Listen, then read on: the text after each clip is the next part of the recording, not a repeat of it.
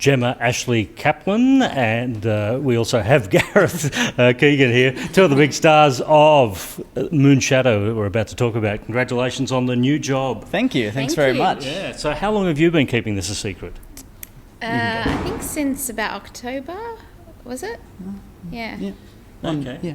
Secret Yeah. since October, so today's the big day. We can finally tell everybody. Yeah. Well, it's quite a privilege, isn't it? Because this is a stage show that no one in the world has seen yet it has been written by a true superstar. Yeah, it's pretty amazing. I mean, it's a world premiere of a show with someone that I grew up listening to their music, so it's quite humbling actually to be able to do it. Yeah. And what about you, Gemma? Are you a bit of a Cat Stevens fan? Yeah, I am. I have guitarists for parents, so I grew up listening to the music, and yeah, so I think I only auditioned for the workshop based on the fact that, well, he was going to be there. So I'm like, if I don't get it, doesn't matter. I got to meet Cat Stevens.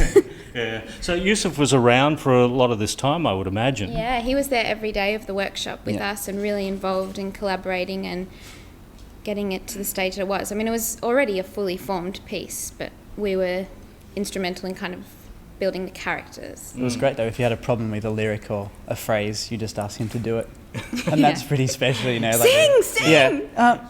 Yusuf, can you just sing that for me? And then he'd sing it and he'd tape it. Wow. Yeah. Yeah, so that was pretty amazing. Yeah. You know, and his voice, he's still got such an amazing voice as well after all these years. So Yeah. Well, the first I heard about Moonshadow was at his concert here a couple of years ago, and he actually Great performed singer. a piece. Yeah, Yeah. like a 15-minute slot of the... That's right. I recently watched it on the DVD. It's with amazing. with animations. And now, how close to what he was showing us then is this show going to be? Well, still very magical. You know, his imagination is fantastic. He's got some great designers working on it. So it's kind of got that medieval, cartoony look to it. So it's going to be... I don't think Australia's ever seen anything like it. So Yeah. Yeah. And certainly the narrative that he described in that sort of segment that he did in his piece is still very much the way the show is. And the structure's changed slightly since then because, you know, it's a couple of years since that concert. But mostly all those songs, all the hit songs are still in it. There's also some new music. So it's very exciting. Yeah, I guess it's just more refined now from that. You know, that was a kind of seed and idea that he had, and so it's taken him a few years with some other people to get it really right, and now he feels comfortable in doing it in Australia, which is And launching pretty it in amazing. Australia. Yeah. So Yeah. for us, I mean, that's such a privilege because it very rarely happens here that we get a show before anywhere else. But it's Yeah. starting to, like even with Dr. Zhivago, we had the world premiere here. Officer and a Gentleman, we've got the world premiere. So I think it's really putting Australia up there with places new Broadway. that you can, you know, a place that you can trust to show and really work it. And I think we have a lot of creative people in Australia to bring a lot of great ideas to the shows. So Yeah. Now, Gemma, you just mentioned the magic words there, new music. What are the new songs? What are the titles? Oh, that's a good question. I think, I'm not sure if Doors is a new song. Doors is a new song. There's a new song that the title character, Moonshadow, sings, and that's a new song, which is actually amazing. And there's a lot of intermittent music within the show that's new, and I think some of the opening section is quite new.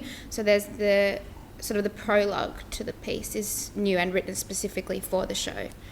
Yeah, but then there's obviously all the old hits, and they're underscoring using some of the songs that aren't even in the show, but the underscores of those sections. And sometimes there's even like a line of the song within another section of the show, which is amazing. And you go, then sort of clicks where that song's from. Or, But it's 30% of the show is new, written by new music. Yusuf, Yeah. Right. Wow. Yeah.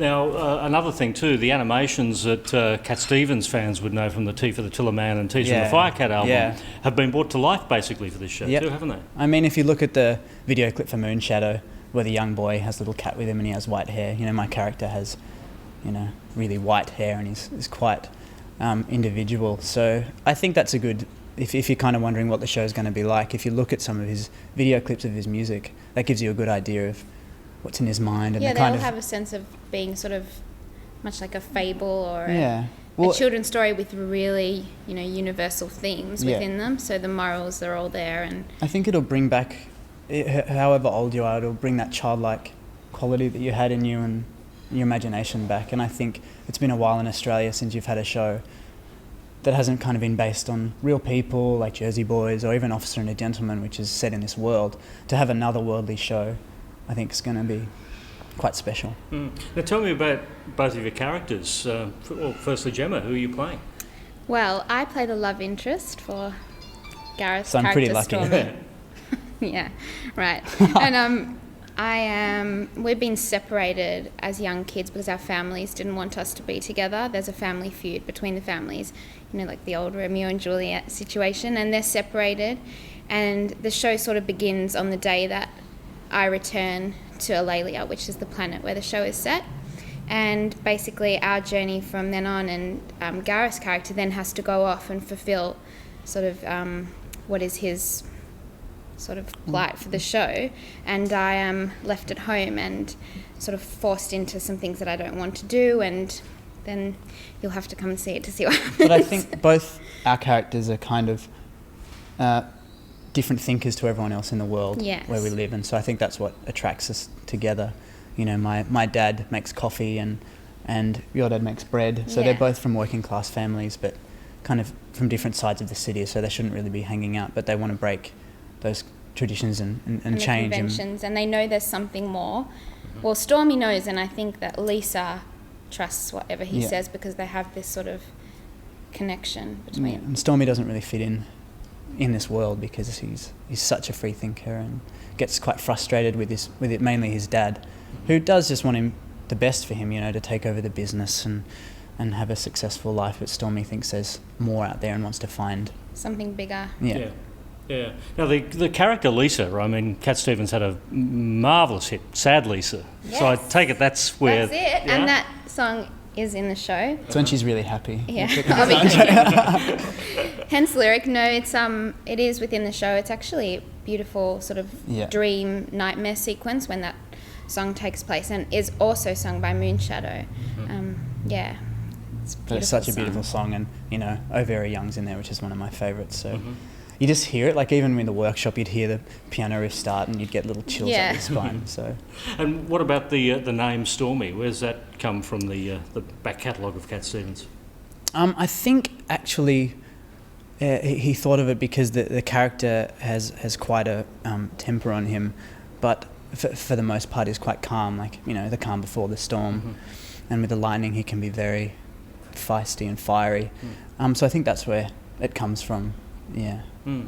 Well, I can't wait to see this show, Moonshadow, world premiering. It's not often we can say that, in Australia in May. Yeah, 31st. So yeah, it's going to be really exciting. And Lisa, the two main characters. Yeah. We can't wait to see you there. Yeah. All right.